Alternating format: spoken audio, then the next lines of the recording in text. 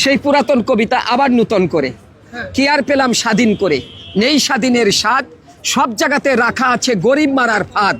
ধনীরা সব ধনী হচ্ছে, গরিব হচ্ছে শেষ। স্বাধীন করে পেয়েছি আমরা এমন একটি দেশ, হাড় ভাঙ্গা পরিশ্রমে গরিব ঝরায় ঘাম। রাজা আছে মহাসুখে, প্রজা পায় না দাম। ভাবতে গেলে অবাক লাগে, হায়রে স্বাধীনতা, এমন স্বাধীন পেয়েছি আমরা কেউ শোনে না কথা। দুর্নীতি আজ এত চাঙ্গা, পঙ্গু করেছে দেশ, দেশের টাকা বিদেশ নিয়ে দেশ করেছে শেষ। দেখছে কিন্তু সব লোকে, বলছে না কেউ কথা, আমরা কি তাই চেয়েছিলাম এমন স্বাধীনতা। বাহ, অসাধারণ। তো কাকা, এই যে আপনি ঢাকার সেই সুদূর আশুলিয়া থেকে চাঁদপুরের হাজীগঞ্জে আসলেন, বুঝলাম না আপনি কি বাসে করে আইছেন? আমি তো বাসে করে কি ছাড়া প্লেনে আসবো? আমাকে এখানে প্লেন ছাড়া লঞ্চে আসা যায়, বাসে আসা যায়, ট্রেনে আসা যায়। তবে যাওয়ার ইচ্ছাটা আছে লঞ্চে। লঞ্চে মানে লঞ্চে যাবেন কি লেগা? শখ, মানে কি শখ? এই নদী পথে যাবো, কিছু লিখবো, দেখবো, কিছু লিখবো। মানে প্রেমিক প্রেমিকা করে নিয়ে কোনো কবিতা আছে? না, প্রেমিক প্রেমিকা নিয়ে কবিতা আছে, কিন্তু ওটা আমি প্রকাশ করবেন না? প্রকাশ করবো না, ওটা আমার লেখাই। আচ্ছা আচ্ছা, আর দুর্নীতি নিয়ে একটা কবিতা।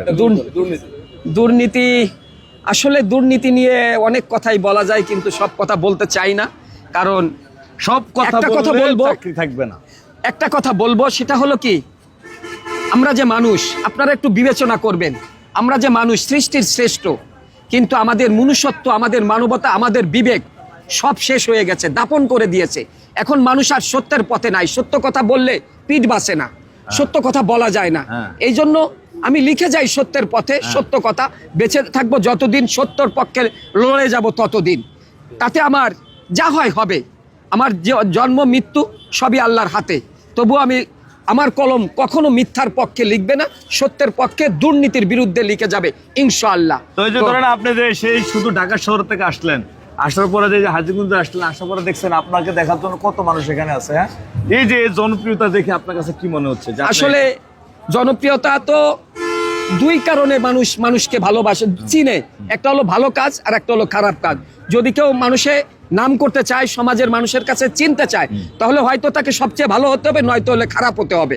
তা আমি বলবো, কখনো খারাপের পথে কেউ যাবেন না। আচ্ছা আচ্ছা, এই যে মামুন লাইলার যে নিয়ে একটা কবিতা লিখছিলেন, হ্যাঁ, এই কবিতাটা আবার একটু কোন? না না না, এখন আর এখানে আমি ওই কবিতা, আরে মামুন লাইলার কবিতাটা কোন? মামুন লাইলা, ওগুলো বাদ, ওগুলো নিয়ে, কারণ আমি বলেছি খারাপ না, ওগুলো খারাপ জিনিস নিয়ে আমি আলোচনা করতে চাই না, সমালোচনা করতে চাই না। খারাপ সবসময় খারাপ।